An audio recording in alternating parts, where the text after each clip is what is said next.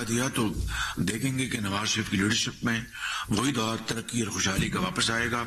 اور جو پھولوں کی بات کی آپ نے، تو پھول جو ہیں پھول ہوتے ہیں، اس کی خوشبو سے پورا چمن مہکتا ہے. سر ایک تو بات یہ ہے کہ ملکی مسائل بہت گمبھیر ہیں، تو اللہ کے فضل سے آپ میں اور میاں صاحب میں یہ ایبلٹی تو ہے کہ آپ چیلنجز کو فیس کر کے ان کو سولوشن نکال لیں گے، مگر کیا یہ سادہ اکثریت سے ممکن ہو پائے گا؟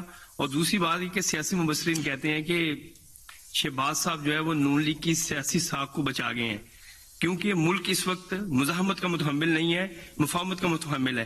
تو میرا کوشچن وہی ہے کہ کیا سادہ اکثریت سے ممکن ہو پائے گا یہ جو آگے آپ کو اگر گورنمنٹ ملتی ہے؟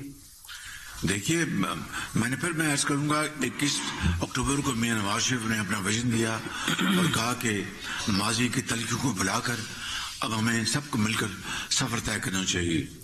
اور دوسری بات جو آپ نے کی، الحمدللہ انشاءاللہ آپ دیکھیں گے کہ میاں نواز شریف کی قیادت میں آپ کو سب سے امپورٹنٹ بات میں یہ کرنا چاہتا ہوں کہ ان کے اب دل و دماغ میں ایک ہی بات رچ بس گئی ہے کہ یہ ملک بڑی عظیم قربانیوں سے مارز وجود میں آیا ہے.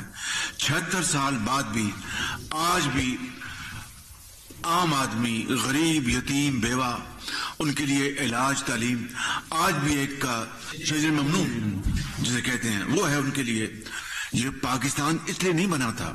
نواز شریف کی سوچ یہ ہے کہ اللہ تعالیٰ ان کو موقع دے تو یہ امیر اور غریب کے درمیان جو خلیج ہے اس کو کم کرنا ہے اور غریبوں اور عام آدمی کے لیے زندگی آسان بنانی ہے، ان کو خوشحال کرنا ہے. آپ نے کہا نفرت کی سیاست کو ختم کریں گے، لیکن تحریک انصاف کے دور میں تقریباً 100 لوگ ایسے تھے جو ملک کی اشرافیہ تھی جن کو $4 ارب کے بلا سود قرضے دیے گئے تھے. اس حوالے سے کامیہ کمیٹی میں بھی معاملہ آیا تھا، بڑا کریٹیکل مسئلہ تھا. تو کیا آپ اس کو مستقبل میں ٹیک اپ کریں گے؟ کیونکہ کچھ لوگ فائدہ اٹھا جاتے ہیں اور باقی کروڑوں کے عوام جو ہے مشکلات کا شکار ہوتے ہیں.